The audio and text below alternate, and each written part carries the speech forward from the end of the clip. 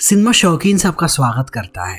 आज हम बात करने वाले हैं द रेनाटा रोड के बारे में। यह कहानी है एक होटल जहां पर सब कुछ देखने में बहुत ही शांत लगता है, लेकिन इस होटल की सच्चाई कुछ और। कहानी की शुरुआत होती है और हमारे सामने रेनाटा होटल का दृश्य आता है। यहीं पर हम एक अज्ञात आदमी को देखते हैं जो बाहरी दुनिया से तंग आ चुका है। उसे बस शांत रहना है, इसीलिए वो आकर के इस होटल में चेक इन कर लेता है। वो किसी से भी बात नहीं करना चाहता, न ही उसे किसी चीज में रुचि है। वो अपने कमरे में रहना चाहता है, बिल्कुल शांत। वो कमरे की हर एक चीज को बड़े ही ध्यान से देखता है। वो अपनी सारी चीजों को बड़े ही ऑर्गेनाइज तरीके से रखता है। जिस तरीके से वो चीजों को रखता है, इस चीज को देख करके हमें समझ में आता है कि इस आदमी को ओसीडी है। थोड़ी देर के बाद वो अपने कमरे से बाहर आ जाता है और घूमने लगता है पुल साइड पर आकर के। वो पूरे होटल को बड़े ही ध्यान से देख रहा है, जैसे कि उसे होटल पर शक हो। वो एक एक चीज को बड़ी ही बारीकी से देखता है, जैसे कि अंदर कुछ छुपा हुआ हो। पूरे होटल में वो ऐसे घूमता है जैसे वो कुछ ढूंढ रहा हो, और उसे पता है कि इस होटल में कुछ न कुछ तो गड़बड़ है। वो एक एक कोने को छान मारता है। देखते ही देखते रात हो जाती है। तब वो चला आता है अपने कमरे में।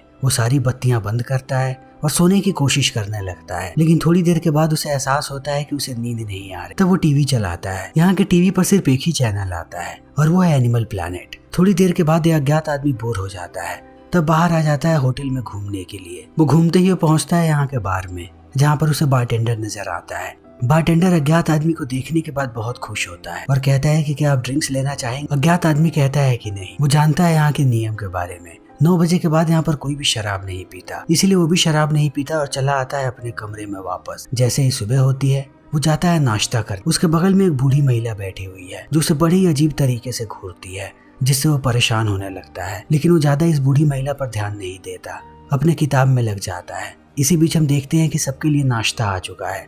सारे लोग खाना शुरू कर देते हैं। खाना खाते समय वो बूढ़ी महिला दोबारा उससे बात करने की कोशिश करती है, लेकिन अज्ञात आदमी उस पर ध्यान नहीं देता। उसे सिर्फ इस आदमी से बात करनी है ताकि वो इसके बारे में जान सके। ये महिला जानती है कि आदमी कुछ दिनों तक यहीं पर रहने वाला है। ये लोग भी यहाँ पर मेहमान ही हैं, लेकिन ये अज्ञात आदमी उसकी बातों का कोई भी जवाब नहीं देता और जाने लगता है अपने कमरे की तरफ। तभी वो देखता है कि एक कमरे का दरवाजा खुला हुआ है। जैसे ही वो अंदर झांकता है, उसे एक खूबसूरत लड़की नजर आती है जो योगा कर रही है।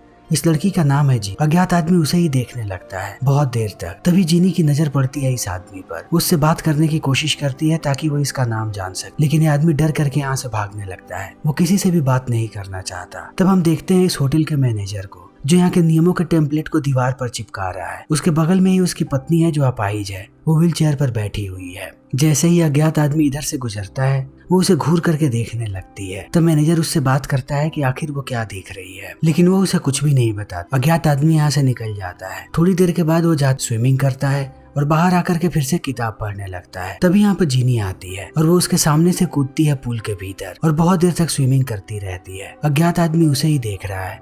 थोड़ी देर के बाद वो बाहर आती है और उसके बगल में लेट जाती है और बड़े ही प्यार से बात करने लगती है अज्ञात आदमी से। उसे लगता है कि जीनी उसे पसंद करने लगी है और वो उसके करीब आना चाहती है। अज्ञात आदमी भी अपना होश खो बैठता है और उसकी बातों को बड़े ही ध्यान से सुनता है, लेकिन ये दोनों और करीब आते उससे पहले यहाँ पर जीनी का बॉयफ्रेंड आ जाता है, जिसे देख करके वो रुक जाती है और चली जाती है अपने बॉयफ्रेंड के साथ। लेकिन ये चीज अब अज्ञात आदमी के दिमाग में बैठ चुकी है। वो इस चीज को दिमाग से बाहर नहीं निकाल पा रहा है। वो चला आता है बार की तरफ ताकि शराब पी करके वो इन चीजों को भूल जाए। यहाँ पर आते ही बारटेंडर उसे सिगरेट ऑफर करता है। इस चीज को देखते ही वो देखता है दीवार की तरफ, जहाँ पर सारे नियम लिखे हुए हैं। इसी में नियम है कि अंदर कोई भी स्मोकिंग नहीं कर सकता। अज्ञात आदमी ये बात बताता है बारटेंडर को, लेकिन बारटेंडर कहता है कि इन नियमों की परवाह मत करो, ये बने ही है टूटने के लिए। अगर तुम्हें सच में सिगरेट पीना है तो तुम बिंदास पी सकते हो। इन बातों को सुनने के बाद अज्ञात आदमी सिगरेट जला लेता है, लेकिन वो जैसे ही पहला कश लेता है, उसे खांसी आने लगती है। अज्ञात आदमी ने पहले कभी भी सिगरेट नहीं पिया है, उसे सिगरेट पीने नहीं आता। तब बारटेंडर उसे सिखाने लगता है कि आखिर सिगरेट पीते कैसे हैं। थोड़ी देर तक ये दोनों स्मोक करते हैं और अज्ञात आदमी चला आता है अपने कमरे और सोने की कोशिश करने लगता है, लेकिन समय ऐसे ही बीतते जाता है, उसे नींद नहीं आती। तभी उसे एहसास होता है कि जीनी उसके बगल वाले ही कमरे में रहती है और वहाँ से कुछ आवाजें आ रही हैं।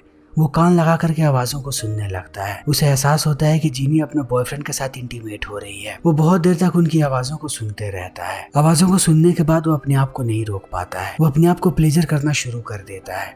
ये प्रक्रिया बहुत देर तक चलती है। वो इतनी आसानी से अपने आप को प्लेजर नहीं कर सकता, लेकिन फिर भी वो नहीं रुकता तब तक जब तक वो अपने जिद को पूरा नहीं कर लेता। अगले दिन जब वो घूम रहा होता है, तभी उसकी नजर पड़ती है बारटेंडर पर, जो उस बूढ़ी महिला के कमरे में झांक रहा है। ये बात अज्ञात आदमी को बिल्कुल भी पसंद नहीं आती। वो उसके पास आकर के खड़ा हो जाता है। इस चीज को देखने के बाद बारटेंडर यहाँ से चला जाता है। तब अज्ञात आदमी झांकता है कमरे के भीतर। वो देखता है कि वो बूढ़ा आदमी अपने आप को कोड़े मार रहा है और बूढ़ी औरत उसे प्लेजर कर रही है। तब वो बूढ़ी औरत को भी पीट रहा है। ये मंजर बहुत ही भयानक है। ये दोनों बूढ़े लोग बहुत देर तक इन चीजों को करते रहते हैं। अज्ञात आदमी इन चीजों को नहीं झेल पाता। वो चला जाता है गेमिंग एरिया में। तब उसकी मुलाकात होती है एक बिजनेसमैन से, जो बड़े ही प्यार से बात करता है अज्ञात आदमी से। अज्ञात आदमी कहता है कि इस होटल में तुम्हें कुछ अनयूजुअल नहीं लगता? सारे लोग बहुत ही अलग तरीके से बिहेव करते हैं। इस बात का ये बिजनेसमैन कोई भी जवाब नहीं देता और अज्ञात आदमी को कहता है कि मुझे पता है तुम क्या महसूस करते हो और तुम्हारे दिमाग में क्या चलते रहता है। तुम्हारी सारी समस्याओं का समाधान है मेरे पास, सिर्फ एक गोली। तुम रोज खाओ, उसके बाद तुम्हारी सारी उलझने दूर हो जाए। इतना कहने के बाद वो उसे एक गोली देता है और कहता है कि तुम बस इसे खा करके सो जाना। अगले दिन तुम एक दूसरे व्यक्ति बन जाओगे। तुम्हें लगेगा कि तुम्हारी जिंदगी बिल्कुल बदल चुकी है। तुम दोबारा मुझसे गोली मांगने आओगे, लेकिन मैं हर रोज तुम्हें गोली नहीं दे सकता। तुम्हें अगर गोली चाहिए तो मेरी एक शर्त माननी पड़ेगी। मेरी एक चाबी गुम हो गई है। अगर तुम उसे ढूंढने में मुझे असिस्ट करोगे तब तुम्हें जितनी गोलियां चाहिए मैं उतनी गोलियां दे दूंगा। अज्ञात आदमी भी इस बारे में सोचने लगता है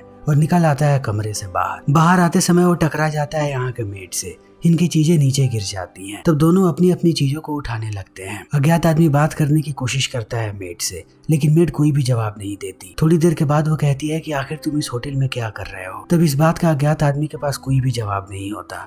वो थोड़ी देर तक चुप रहता है और मेड यहाँ से निकल जाती है। एक बार फिर से अज्ञात आदमी कंफ्यूज हो गया है। उसे समझ में नहीं आ रहा कि इस होटल में क्या चल रहा है। रात होते ही हम मैनेजर को देखते हैं जिसने यहाँ पर एक पार्टी रखी है। वो सबको डिनर करवाएगा, उसके साथ साथ इनकी एंटरटेनमेंट भी करेगा। सारे मेहमान यहीं पर बैठे हुए हैं। वो कहता है कि हम अपने पहले प्रोग्राम को पेश कर रहे हैं। इतना कहने के बाद वो अपनी अपाहिज पत्नी को ले आता है स्टेज पर। थोड़ी देर के बाद यहाँ पर मैनेजर का बेटा आता है, जो कोई और नहीं बल्कि बारटेंडर है। वो अपनी माँ के अपाहिजपन का मजाक बनाने लगता है और इन चीजों को सुनने के बाद ये सारे लोग जोर जोर से हंसते हैं। ये बात अज्ञात आदमी को बिल्कुल भी अच्छी नहीं लगती कि वो लोग एक अपाहिज औरत पर हंस रहे हैं और उसका बेटा उसका मजाक बना रहा है, लेकिन लोग बड़े ही अजीब तरीके से बिहेव करते हैं। अज्ञात आदमी परेशान होने लगता है। तभी मैनेजर कहता है कि हमारी दूसरी परफॉर्मेंस होने वाली है। फिर मेड आती है स्टेज पर। तब हमें पता लगता है कि ये मेड कोई और नहीं बल्कि मैनेजर की बेटी है। वो गाना गाना शुरू कर देती है। उसका गाना बहुत अच्छा है। सारे लोग बड़े ही ध्यान से उसके गाने को सुन रहे होते हैं, लेकिन जैसे जैसे ये गाना खत्म होता है वो मेड रोने लगती है,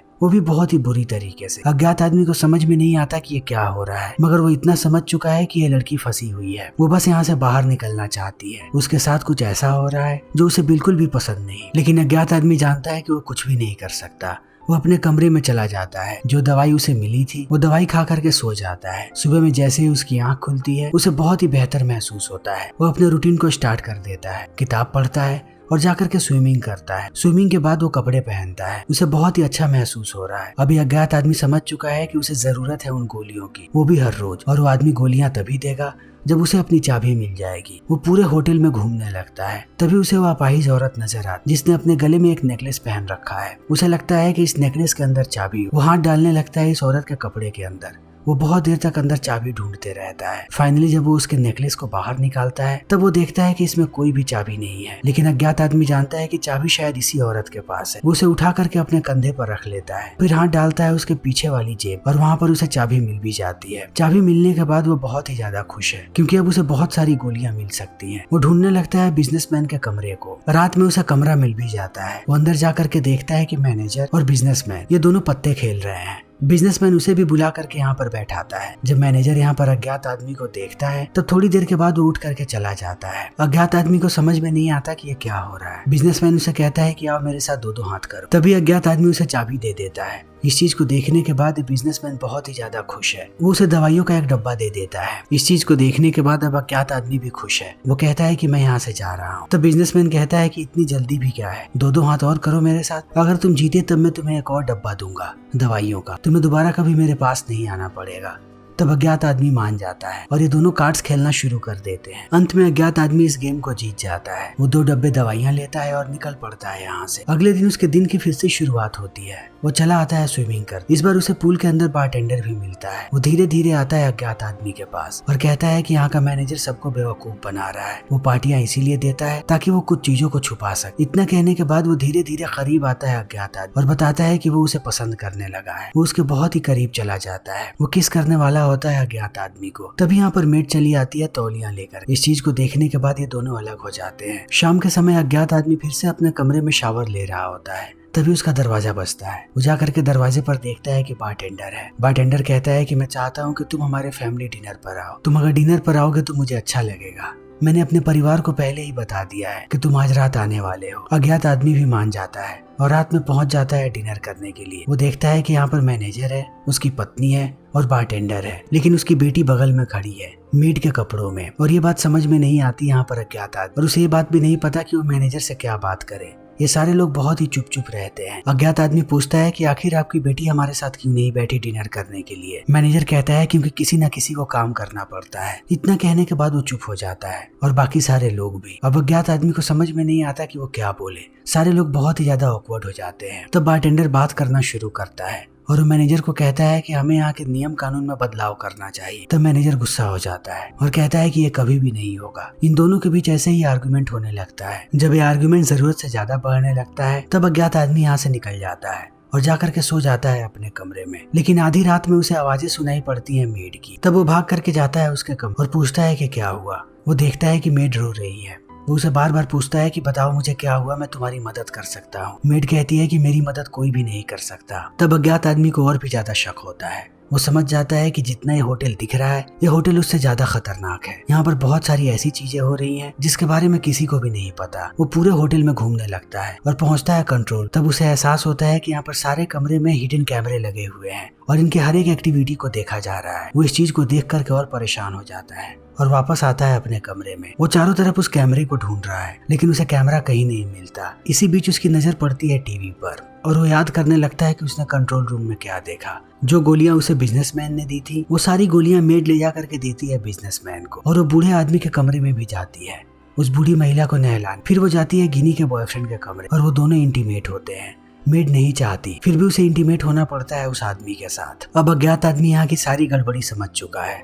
वो जितनी जल्दी हो सके इस गुत्थी को सुलझाना चाहता है कि आखिर ये लोग ये सारी चीजें क्यों कर रहे हैं। वो पूरे होटल में दोबारा घूमने लगता है। तब उसे एक कमरा नजर आता है जो हमेशा ही बंद रहता है। वो झांकने की कोशिश करता है उसके पीप होल से लेकिन उसे कुछ भी नजर नहीं आता। तभी वो देखता है कि बारटेंडर उसके बगल में ही खड़ा है। वो अज्ञात आदमी को कहता है कि अगर तुम अंदर जाना चाहते हो तो जा सकते हो। इतना कह के वो चाबी दे देता है इस कमरे की और चला जाता है। तब अज्ञात आदमी आता है इस कमरे के भीतर और सारी चीजों को ध्यान से देखने लगता है। अंदर आते ही उसे दुनिया भर की सारी चीजें नजर आ जाती है जिन चीजों का डॉक्टर इस्तेमाल कर। उसे बहुत सारा इंजेक्शन नजर आता है। ब्लड निकालने वाले ड्रिप्स भी नजर आते हैं। उसके साथ साथ अबॉर्शन वाले टूल्स भी। बगल में ही बहुत सारा एसिड भी होता है। उसके साथ साथ यहाँ पर जेनेटिक मॉडिफिकेशन वाला जर्नल भी है। जब वो पूरे जर्नल को देखता है तब उसे एहसास होता है कि ये सारे लोग किसी तरीके का एक्सपेरिमेंट कर रहे हैं इंसानों को बदलने के लिए और ये हर रोज हो रहा है यहाँ पर। ये चीज बहुत ही बुरी है। वो भागता हुआ आता है बाहर और चला जाता है जिनी के कमरे में। वो देखता है कि उसका बॉयफ्रेंड उसे इंजेक्शंस लगा रहा है। इस चीज को वो देख करके चौंक जाता है और उसके बॉयफ्रेंड पर चिल्ला करके कहता है कि तुम जानवर बन गए हो, इस लड़की के साथ ऐसा क्यों कर रहे हो। तब वो आदमी हंसने लगता है। अज्ञात आदमी उसे रोकता उससे पहले यहाँ पर मैनेजर आ जाता है और अज्ञात आदमी को कहता है कि अभी के अभी अपने कमरे में जाओ। वो उसे धक्के दे करके बाहर निकाल देता है। तब अज्ञात आदमी चला आता है अपने कमरे। इसी बीच हम बारटेंडर को देखते हैं जो जाता है मेड के पास और कहता है कि अब तुम्हें सेड्यूस करना पड़ेगा उस अज्ञात आदमी को और अगर सोना पड़े तो उसके साथ सो भी जाओ। लेकिन मेड बार बार मना करती है कि वो ऐसा नहीं कर सकती। तब वो उसे धमकी देने लगता है कि मेड को यह काम कैसे भी करना पड़ेगा। वो मेड की गुड़िया को जलाने लगता है। तब वो डर जाती है और कहती है कि तुम जो कहोगे मैं वो करूँ, बस मेरी गुड़िया को मत जला। वो चली आती है अज्ञात आदमी के कमरे में और अपने कपड़े उतारना शुरू कर देती है। लेकिन उसके चेहरे को देखने के बाद अज्ञात आदमी समझ जाता है कि इसे डराया गया है इस काम को करने के लिए। वो मेड का हाथ पकड़ता है और कहता है कि अब हमें यहाँ पर रहने की जरूरत नहीं है, मैं तुम्हें यहाँ से बाहर निकालूंगा। इतना कहने के बाद वो उसे लेकर के बाहर भागने लगता है। तभी बारटेंडर देख लेता है इन दोनों को भागते हुए। वो पूरे कमरे में अनाउंसमेंट कर देता है कि 2 लोग यहाँ से भाग रहे हैं, उन्हें पकड़ो। तब सारे मेहमान बाहर आने लगते हैं उन्हें पकड़ने के लिए। जिस तरीके से ये लोग भाग रहे हैं हमें पता लगता है कि इन सबके ऊपर एक्सपेरिमेंट किया गया है और अब ये सारे लोग कंप्यूटर के ऑर्डर्स पर चलते हैं। जैसा इन्हें कमांड दिया जाता है ये लोग वैसा ही करते हैं। तभी मैनेजर इन चीजों को देख लेता है। उसे लगता है कि बारटेंडर पूरे होटल को बर्बाद कर देगा, लेकिन वो बाहर आता उससे पहले बारटेंडर उसका दरवाजा बंद कर देता है।